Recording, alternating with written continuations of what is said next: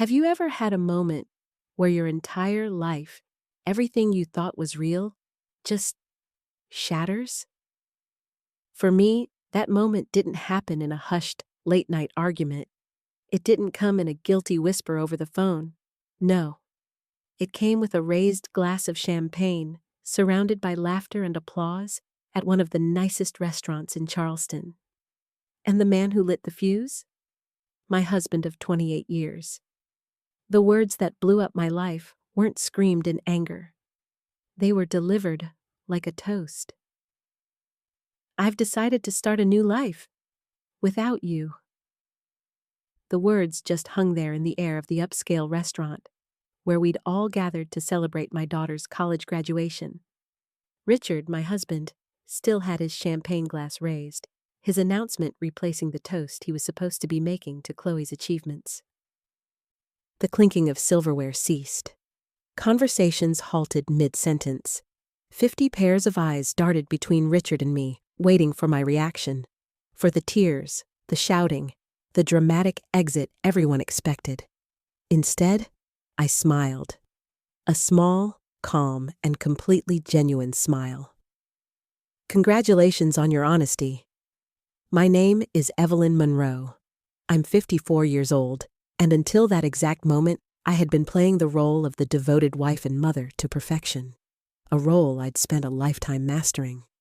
I'd put my own career aspirations on hold to support Richard through 3 business ventures, 2 career changes, and countless finding himself phases. I raised our brilliant daughter, Chloe, who sat beside me now, her graduation cap still perched on her head, her expression frozen in horror. Out of the corner of my eye, I could see Amber Jennings, Richard's much younger girlfriend, shifting uncomfortably at a back table. She was sitting with people I had considered friends for decades. The same friends who apparently knew about the affair but never thought to tell me. The same Amber who had attended our Christmas parties, who had once called me for career advice. With practiced calm, I reached into my handbag and pulled out a sealed, cream-colored envelope. I placed it gently beside Richard's plate. "What's this?" he asked, his triumphant expression faltering just a little. "Something for you to read later," I replied, keeping my voice steady. I turned to Chloe, whose face had gone pale. I kissed her cheek. "I am so proud of you, sweetheart. This day is still about your accomplishment." Then I stood, smoothed my dress, and addressed our stunned guests. "Please, enjoy your meal. I wish you all a lovely afternoon." With that, I walked out of the restaurant, my head held high, feeling 50 pairs of eyes following me. The heavy door swung shut behind me, cutting off the beginning of anxious murmurs. Outside, the Charleston summer heat hit me like a wall, but I welcomed it. For the first time in years, I could actually breathe. Behind me, I heard the restaurant door open and slam shut, followed by Richard's voice, no longer confident, but high-pitched and frantic. "Evelyn, what the hell is this? What have you done?" I kept walking, allowing myself a small smile. The envelope I'd handed him contained the beginning of my revenge, one I'd been meticulously planning for months. You see, I had always been the practical one in our marriage. While Richard dreamed big and took risks, I maintained the stability our family needed. I was the one who saved for Chloe's education when Richard unwisely invested in his friend's restaurant venture. I was the one who worked extra hours as a finance manager at Truvanda Corp when his midlife crisis led him to quit his stable job to follow his passion selling handcrafted furniture. A passion that lasted approximately 6 months before he got bored. My own dreams, opening a financial consultancy for women, were perpetually on hold. After Chloe graduates, I told myself. After Richard finds stability. 3 months ago, I noticed discrepancies in our joint accounts. Small transfers to an account I didn't recognize. Having spent 20 years managing our family finances, these irregularities stood out like red flags. I could have confronted Richard immediately, but something held me back. Maybe it was intuition, or maybe it was the growing distance between us over the past year. Instead, I began quietly investigating. What I discovered was worse than I imagined. Richard had been systematically moving funds to a separate account for over a year. He had also been taking Amber to expensive restaurants, purchasing jewelry, and looking at beachfront property, all while telling me we needed to tighten our belts for retirement. Then came the text messages I discovered when Richard left his phone unlocked. Messages about their new life together. Messages about how he was finally breaking free. Messages about their plans for the day after Chloe's graduation, the day he had chosen to make his grand exit from our marriage. What Richard had forgotten, or perhaps never fully grasped, was that I had been a financial professional for 30 years. I understood money trails. I knew how to trace assets. And most importantly, I remembered the prenuptial agreement we had signed 28 years ago when I had more family money than he did. The agreement he had insisted upon, ironically, to protect his future earnings, contained a fidelity clause that would prove to be his undoing. While Richard plotted his escape with Amber, I was building my case. I consulted with attorneys. I documented every hidden transfer.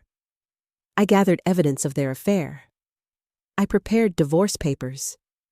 I timed everything perfectly, knowing Richard would want to wait until after Chloe's graduation to avoid ruining her big day.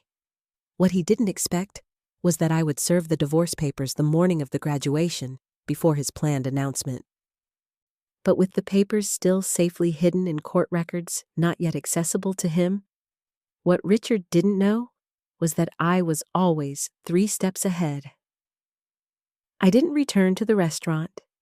Instead, I drove to our home, a spacious colonial in Charleston's historic district that we had purchased 15 years ago. The house that Richard had already promised to Amber, according to text messages that he didn't realize I had seen. I parked in the driveway and calmly entered what had been our shared space for over a decade. I went upstairs to the master bedroom and opened the closet. Richard's clothing was already packed in suitcases, hidden in the back, ready for his planned departure tomorrow. I smiled at his predictability. He had always been meticulous about clothing, but careless about the important things. My phone buzzed incessantly. I responded only to my daughter. "I'm okay. This isn't your burden to carry. Enjoy your graduation day. We'll talk tonight. I love you." 3 hours later, I heard his car in the driveway. The front door slammed open. "Evelyn!" he shouted, his voice echoing through the house. "Where are you?" I was sitting in the living room, calmly reviewing documents on my laptop. I closed it as he stormed in, his face flushed with anger, the envelope clutched in his hand. "What is the meaning of this?" he demanded, waving the papers. "You served me with divorce papers? Today of all days?" "I thought it aligned nicely with your plans," I replied calmly. "You wanted to start your new life. I'm simply helping facilitate the transition. You had no right to—" "I had every right," I interrupted, my voice steady. "Just as you had every right to choose Amber." "We all make choices, Richard. The prenup expired years ago," he said, his voice suddenly smug. "Any lawyer will tell you that." I allowed myself a small smile. "Actually, it didn't. Section 12 specifically states that the fidelity clause remains in effect for the duration of the marriage. Your lawyer should have explained that to you." "Oh, wait. You didn't consult one, did you?" The color drained from his face as reality sank in. The prenup he had insisted upon to protect his potential wealth would now cost him everything. The house, the vacation property in Savannah, his portion of our retirement accounts. His grand gesture at the restaurant had just become the most expensive announcement of his life. You can't do this to me, Richard said, collapsing onto the couch. We built this life together, and you chose to end it, I replied. Just not in the way you planned. His phone buzzed persistently. Amber, no doubt. You've always been calculating, Evelyn. But this is cold, he said, trying a new angle. Our history meant everything to me, I answered truthfully. That's why your betrayal hurts so deeply. Then maybe we can fix this, he said, seeing an opening. I made a mistake. This wasn't a mistake, Richard. This was a calculated plan. You moved our money. You looked at property with her. You planned to humiliate me. You're exaggerating. Am I? I picked up my phone, opened the recording app, and played his own voice. Richard's voice.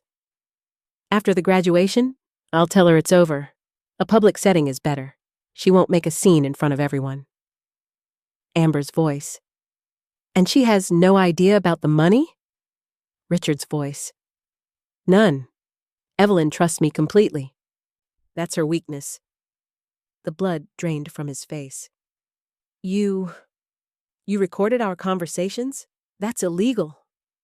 Not in South Carolina when one party consents, I responded, and not when it's in your own home. Richard stood up, agitated. I need to make some calls. Of course, I said. Your attorney might be a good start. I'll be staying at Claire's tonight. Claire's? He sputtered. My sister's house? I nodded. She's quite upset with you, actually. She was the one who first spotted you and Amber together last Christmas. She confronted you first. You promised her it was nothing. When she realized you hadn't ended it, she came to me. This was another blow he hadn't anticipated. Everyone's betraying me, he muttered. Ironic, isn't it? I gathered my purse. You have until tomorrow evening to remove your things from the house. After that, the locks will be changed. As I headed toward the door, he called out, desperation in his voice. What about Chloe? Have you thought about how this affects her? I paused, anger finally breaking through my calm facade. Don't you dare use our daughter as a shield, Richard. You certainly weren't thinking about her when you were planning your new beachfront life with Amber. His phone buzzed again. He glanced at it and groaned. Problem? I asked. Amber is at the apartment already. She's moved her things in? I couldn't help but smile. The apartment you put in both your names? The lease you signed last month? Richard nodded, looking confused. You might want to check with the leasing office. That application was flagged for credit issues and never completed. The agent called our home phone to verify information. I handled it myself. I walked out the door, leaving Richard to face the first of many consequences. His perfectly planned new life was unraveling faster than he could process. The preliminary hearing took place on a rainy Tuesday morning. Richard showed up with a lawyer he'd hastily retained, a junior associate from a corporate firm who was clearly out of his depth. The judge, an older woman with sharp eyes and no time for drama, reviewed the prenup. This document appears to be in order, she said, looking over her glasses. Furthermore, she continued, the evidence of systematic fund transfers appears to violate the financial disclosure requirements. I am ruling to maintain the freeze on joint accounts. The family home will remain in Mrs. Caldwell's possession during proceedings, as stipulated in the prenup's infidelity clause. Richard's face flushed a dark red. He was losing, and he knew it. Word spread quickly. The financial freeze meant he couldn't follow through on promises made to Amber. 2 weeks after the hearing, his sister Claire called me. Have you heard the latest? Amber moved out. Apparently, she discovered that Richard's business isn't doing as well as he claimed. She told her friend she didn't sign up to date a man with financial problems. Meanwhile, I was rebuilding. I rented a small office space downtown and began setting up the consultancy I had dreamed about for years. My first clients were two women going through divorces of their own. The work was immediately fulfilling. The final divorce hearing fell on what would have been our 29th anniversary. The judge upheld the prenup in its entirety. Richard left with his personal possessions, his struggling business, and what was left in his secret account after paying his attorney, barely enough to secure a small apartment. I retained our home, my retirement accounts, and 70% of our joint investments. The very document he had insisted upon to protect himself had become his downfall. 6 months later, my consultancy, Monroe Financial Transitions, was thriving. I had a bigger office and 2 associates. I was helping women secure their financial futures. Chloe visited often, proud of what I had built. "You know what's ironic, Mom?" she said during one visit. "If Dad had just been honest from the beginning, he might have kept half of everything." "Sometimes," I replied. "People can't see beyond what they want in the moment." The woman who had once defined herself as Richard's wife and Chloe's mother had discovered a new identity. Mentor, business owner, advocate. The envelope I had handed Richard at the restaurant wasn't just my escape plan. It was the key to a door I never knew existed, and behind it, I found not just revenge, but reinvention. I had reclaimed myself. My story might sound dramatic, but it started from a very real place, a feeling of being taken for granted, of being betrayed, and making the decision that I deserved more. There's a strength inside all of us that we sometimes don't know we have until we're pushed to our limit. Now, I want to hear from you. Have you ever had to stand up for yourself in a way that surprised even you? What did you think of my plan? Is revenge ever really the answer, or is it about reclaiming your own power? Let me know your thoughts in the comments below. I read all of them, and your stories matter. If this story resonated with you, please hit that like button. It really helps more people find the channel. And if you want more stories about resilience, reinvention, and sometimes a little bit of well-calculated payback, make sure you hit subscribe and ring that notification bell so you never miss an update. Thanks for watching, and remember, sometimes the best chapter of your life is written right after the worst one ends. I'll see you in the next one.